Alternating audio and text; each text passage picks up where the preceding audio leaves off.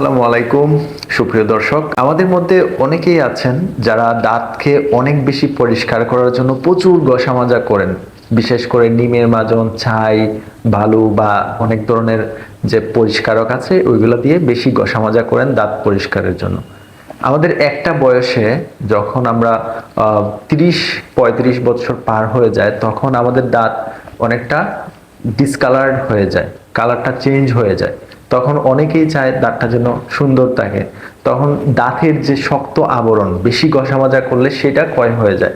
আবার বিশেষ করে আমাদের যারা মহিলারা আছেন তাদের দাঁত সুন্দর দেখানোর জন্য অনেক বেশি ঘষা মাজা করেন, এতেও কিন্তু দাঁতের শক্ত আবরণ ক্ষয় হয়ে যায়, যেটাকে আমরা ক্লিনিক্যালি অ্যাব্রাশন বলি।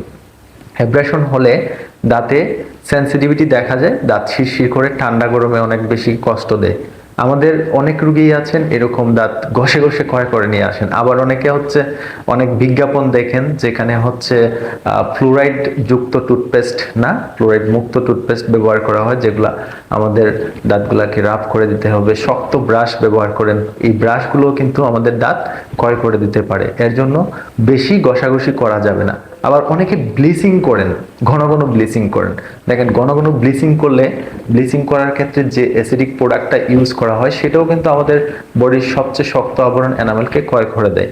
এর জন্য যারা হচ্ছে দাঁত দেখিয়ে আয় করেন না, বিশেষ করে মডেল, হিরো হিরোইনদের মতো, তারা হচ্ছে ব্লিচিং করতে যাবেন না ঘন ঘন। আপনার যদি দাঁতে পাথর হয়, ক্যালকুলাস হয়, প্লাক জমা হয়, দাঁত পরিষ্কার না হয়, সেই ক্ষেত্রে আপনি নিয়মিত বিরতিতে স্কেলিং পলিশিং করাতে পারেন। তবে এরকম বেশি ঘষা মাজা বা ব্লিচিং এগুলা করবেন না, তাহলে আপনার মূল্যবান দাঁত সুস্থ থাকবে, ভালো থাকবে।